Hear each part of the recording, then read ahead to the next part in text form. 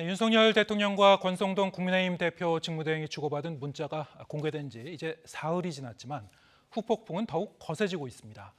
이런 가운데 민주당은 오늘 전당대회 본경선에 나설 당대표와 최고위원 후보를 확정지었죠. 정치가 있는 저녁 정가는 장성철 공론센터 소장과 함께 얘기해 보겠습니다. 어서 오세요. 안녕하세요. 네. 조금 전에 이제 민주당의 예비 경선 결과가 이제 발표가 됐는데 네. 어떻게 보셨습니까? 뭐 이변은 있었습니까? 이변이 없었죠. 일단은 이재명 후보 그리고 박용진 후보, 강훈식 후보 이렇게 됐고요. 뭐 예를 들면은 뭐 박주민 의원이라든지 서른 의원 같은 경우에 일단은 좀 당대표 후보 컷오프는 좀 통과할 것 같다라는 전망도 있었는데 예를 들면 이재명 후보는 워낙 압도적으로 네. 뭐 당선될 것 같았었고 박용진 의원 같은 경우에는 여론조사상에서 상당히 유리하지 않았겠느냐라는 점, 강훈식 의원 같은 경우에는 86그룹, 예를 들면 뭐 임종석 전 비서실장이 지지선을 하는 등 86그룹이 밀어주지 않았느냐, 그러한 이제 분석들이 나오고 있어서 될 분들이 됐다라고 보여지는데, 이번에 이제 최고위원들하고 당 대표를 보면은 특징이 좀 몇 가지가 있는 것 같아요. 네. 그러니까 철험에 있죠. 초선 강경파, 예. 철험에 소속된 의원들은 이번에 좀 탈락을 한 것 같아요. 최고위원 예비 경선에서. 그렇죠. 예를 들면은 뭐 양이원영 의원이라든지 아니면은 이수진 의원이라든지 그렇군요. 이런 네. 분이 좀 탈락을 했고, 철험회랑 상당히 친하다고 이렇게 많이 활동을 같이 한 박주민 의원도 좀 탈락을 한 걸 보면은 네. 좀 철험회가 당내에서는 좀 인정을 못 받고 있는 거 아니냐, 이런 식으로 좀 판단해 볼 수 있을 것 같고요. 그리고 최고위원회 같은 경우에는 비이재명계 후보들이 좀 약진을 했다 볼 수가 있어요. 그러니까 이재명계 후보, 친 이재명계 후보랑 가까운 분들은 박찬대 의원, 그리고 정청래 의원, 서영교 의원, 이렇게 세 분 정도로 분류가 되고 있고요. 나머지 5명은 비이재명계 후보들이 이번에 최고위원 후보로 선정이 됐다라고 말씀을 드립니다. 5명을 비이재명계로 분류하시는군요. 그렇죠. 예, 절반 보는 시각도 있던데. 네. 근데 일단은 뭐 각종 뭐 언론 보도라든지 분석 네. 자료를 보면은 서영교 의원은 신 이재명계, 네. 박찬대 의원 같은 경우에는 이재명의 가장 핵심 측근 중에 한 명, 그리고 정청래 의원 같은 경우엔 당 대표는 이재명, 최고위원은 정청래는 캐치프레이를 내세우는 등 친 이재명계를 좀 선언을 했어요. 그런 것들을 보면 이렇게 좀 분류하는 게 맞는 것 같고요. 좀 최고위원 특징 중에 하나가 8분 중에 딱 한 분만 빼놓고는 다 수도권이에요. 그러니까 송갑석 의원을 빼놓고는 다 수도권이다. 네. 그러니까 대구 경북이라든지 부산 경남이라든지 뭐 충청권이라든지 강원권이라든지 이런 쪽을 대변할 후보들이 없다. 그래서 지도부가 수도권 위주로 좀 꾸려지는 것이 아니냐, 그런 얘기들이 좀 있습니다. 네. 다시 정리하면 이제 최고위원 그 후보도 상당히 이제 중요한데요. 그렇죠. 지금 박찬대, 정청래, 서영교 의원을 이제 친명계로 이제 분류를 하셨고, 네. 장경태 의원 같은 경우 어떻습니까? 장경태 처음에 의원, 소속 아닙니까? 네. 네, 그런데 뭐 좀 비이재명계 약간 좀 거리를 둔다라고 좀 봐야 되겠죠. 그냥 완전히 이재명 후보를 뭐 네. 지지를 하거나 거기에 뭐 지지 선언한 경우는 없었던 것 같고요. 예. 일단은 이런 것들을 보면 이제 중앙위원 투표 100%로 이제 최고위원 같은 경우에 선출이 되지 않았습니까? 중앙위원들 같은 경우에는 어쨌든 이재명 후보가 완전하게 뭐 장악한 것은 아닌 것으로 보인다, 이렇게 분석할 수가 있겠습니다. 네.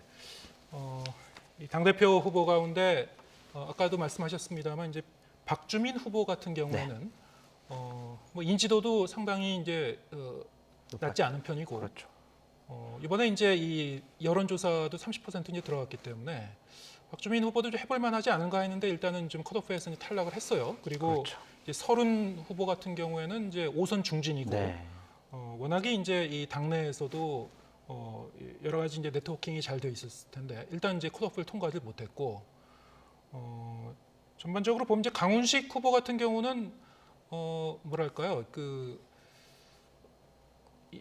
86그룹의 어떤 이 지지를 이제 받았다라는 이제 분석인데, 임종석 전 비서실장이 뭐 지지 선언을 했었죠. 그렇죠. 자, 네. 이런 부분이 좀 작용을 했다고 작용을 했다라고 네. 보여지고요. 민주당에 계신 분들에게 좀 분위기를 알아보니까 네. 강훈식 의원 같은 경우에 좀 민주당의 미래다, 박용진 의원과 같이 민주당의 미래로 좀 자신들이 생각을 하고 있다라는 얘기를 많이 하더라고요. 네.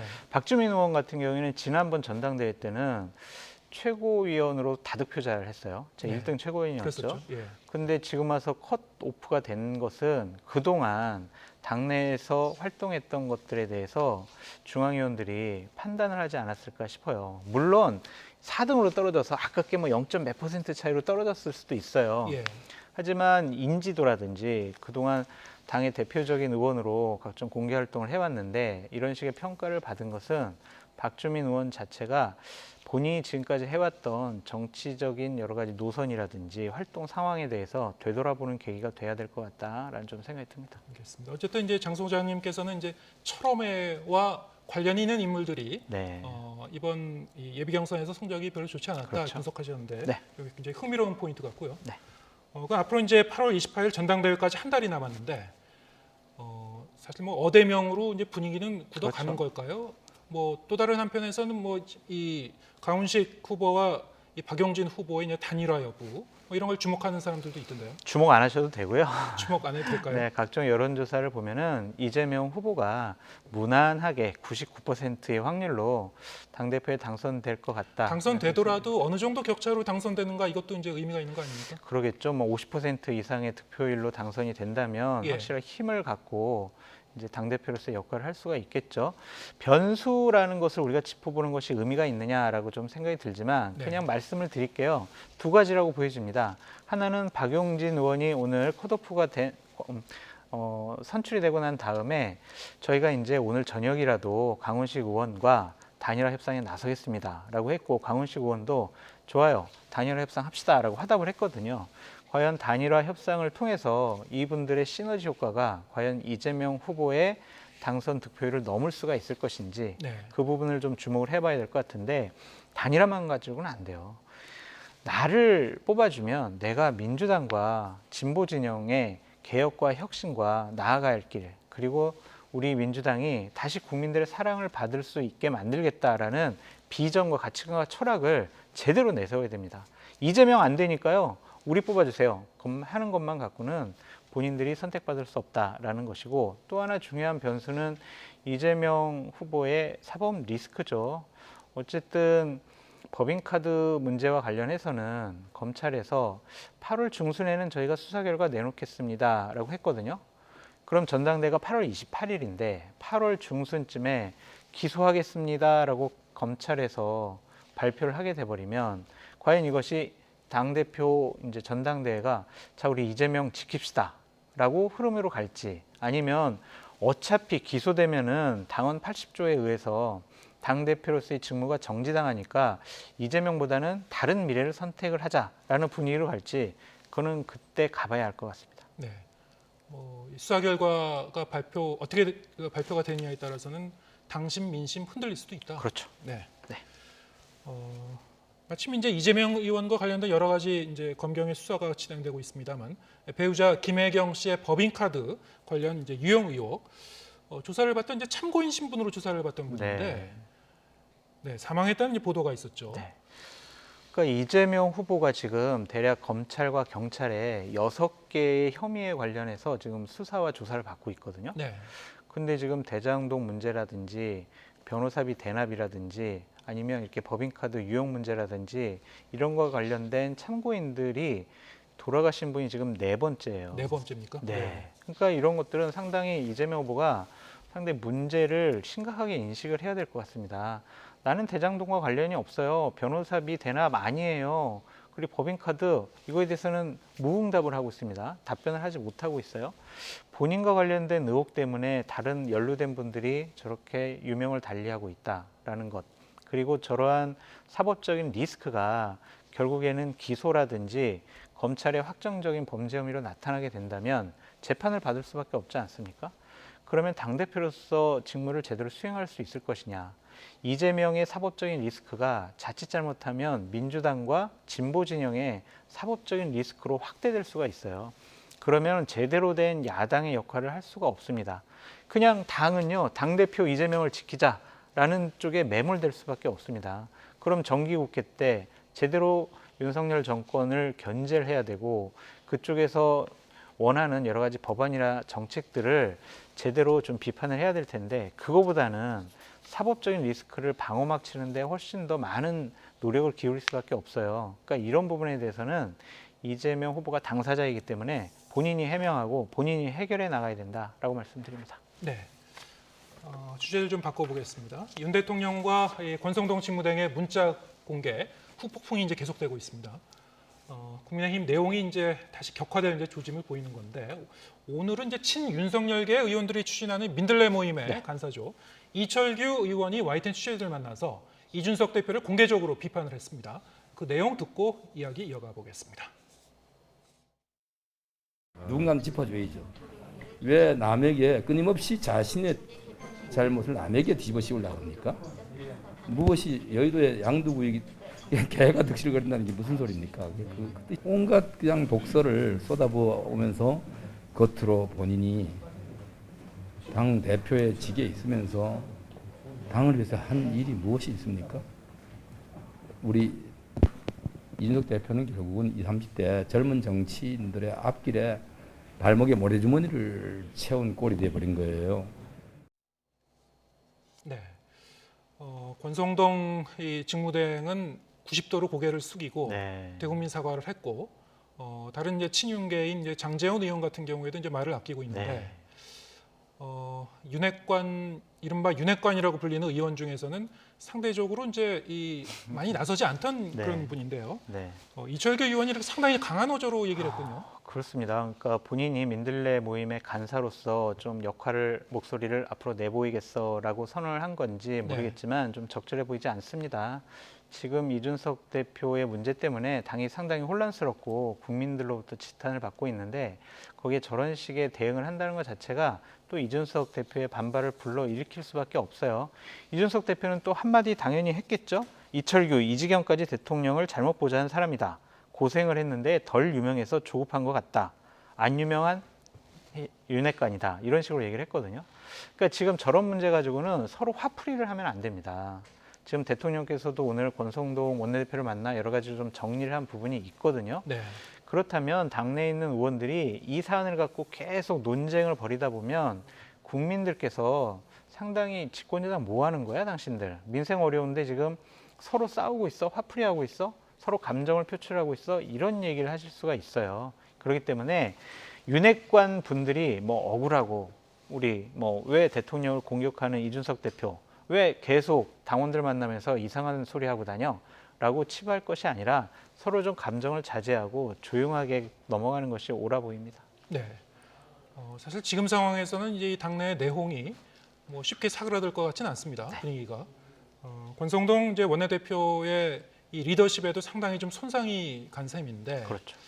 단기간 내에 이거를 좀 회복을 하긴 좀 어려워 보여. 어떻게 보시는지요? 그러니까 지금 당내 분위기는 이불이에요. 네. 권성동 원내대표에게 불만과 불안. 아, 왜 저런 거를 왜 들켜가지고 이렇게 파장을 일으키냐라는 불만이 있고요. 또 앞으로 어떠한 실수를 할까라는 불안감이 좀 있는 것 같습니다. 그래서 당 체제를 좀 바꿔야 되는 거 아니야? 그러한 논란이 상당히 좀 많이 나오고 있어서 권성동 원내대표의 원내대표직은 유지하더라도 당대표 직무대행 자리는 좀 다른 사람에게 맡기는 것이 옳지 않아? 라는 좀 목소리가 나오고 있는 것 같아요. 네. 그런 시나리오는 이제 몇 가지가 있는데 권성동 원내대표가 나는 당대표 직무대행 안 할래요 라고 하게 되면은 국민의힘 당원 당규상 차순위 당대표직을 승계받는 분이 조수진 최고위원이에요. 네. 왜냐하면 저번 전당대회 때 다득표자 최고위원이었거든요. 그렇군요. 네. 그러니까 조수진 의원이 당대표 직무대행을 하는 것이 맞을까?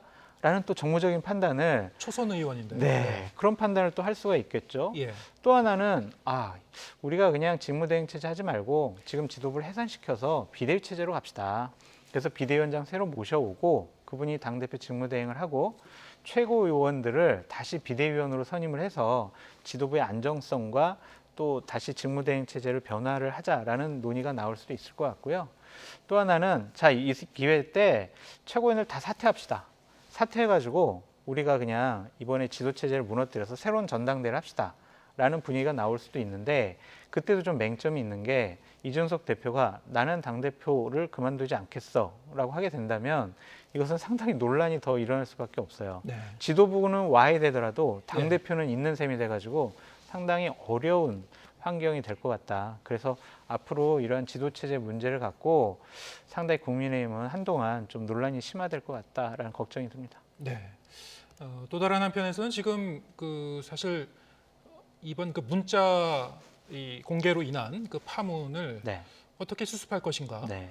그리고 이제 사실 국민들은 어떻게 이것을 해석을 할 건가, 어떻게 이해할 건가, 이게 이제 상당히 중요한 부분인데, 요 며칠 동안 이제 이 윤석열 대통령은 이 부분에 대해서는 직접적인 이제 이 입장 표명을 하지 않고 있습니다만, 그렇죠. 오늘 이제 윤석열 대통령이 이 권성동 대행을 비롯한 이 일부 의원들을 만난 자리가 있었죠. 네. 예, 정조대왕함 진수식에 이제 참석을 했었습니다. 이 문자 메시지 사건과 관련해서 이 윤 대통령이 어떤 얘기를 했는지 일부 언론에서 이제 보도한 내용이 있었는데요. 네. 이거는 이제 구체적으로 얘기하면 이제 국민일보에서 보도를 한 내용인데 네. 사실 저희가 이제 자체적으로 확인한 내용은 아닙니다. 그 기사 내용을 보면은 알려졌습니다. 네. 한 의원에 따르면 그렇죠. 이렇게 이제 인용이 돼 있는데 이번 사건과 관련해서 동의하지 말라는 취지의 언급을 했다고는 해요. 그렇죠. 그냥 알려진 내용만 보면은 권성동 대행에게 힘을 실어주는 내용인 것 같습니다. 네. 당과 정부가 잘해 나가야 한다라는 점, 그리고 권 대행이 문자 유출 보도로 상당히 좀 곤혹을 치렀다라는 거예요. 그래서 이 사건은 해프닝이 아니냐라는 식으로 말씀을 하셨다라고 한 의원이 전언을 했는데 저는 이 사건은 단순히 해프닝으로 끝나서는 안 된다고 생각이 들어요. 네. 그러니까 이준석 대표가 대선과 지선을 이긴 당대표인데 윤석열 대통령과 윤석열 후보 시절에 좀 본인과 다른 얘기를 했다라는 사안을 내부 총질로 대통령에서 인식을 하고 있다면 저는 대통령실과 국민의힘이 앞으로 다른 목소리 내는 것이 어려워진다. 그러면 민심과 멀어질 수도 있다라는 좀 생각이 들어요. 대통령실은 그럴 수가 있어요. 좋아요. 대통령이 지시하고 생각하고 판단하는 대로 대통령실은 움직일 수가 있지만 당은 그러면 안 되거든요. 당은 민심을 전달을 해서 대통령과 대통령실에 알려줘야 합니다. 네. 그런데 권성동 원내대표가 당정이 하나가 돼가지고 대통령님 잘 모시겠습니다. 충성 이런 식으로 얘기했잖아요. 그러면 지금 대통령 지지율과 당 지지율이 30%대 중반에 머물러 있는데 서로 잘하고 있다라고 서로 격려하면 국민들은 어떻게 생각을 하겠습니까? 네. 그러니까 저는 대통령과 당에 말씀드리고 싶은 게 소수의 우리를 지지하는 지지층만 보고 정치하시면은요 다음번 선거 이기지 못합니다. 국민들로부터 버림받습니다.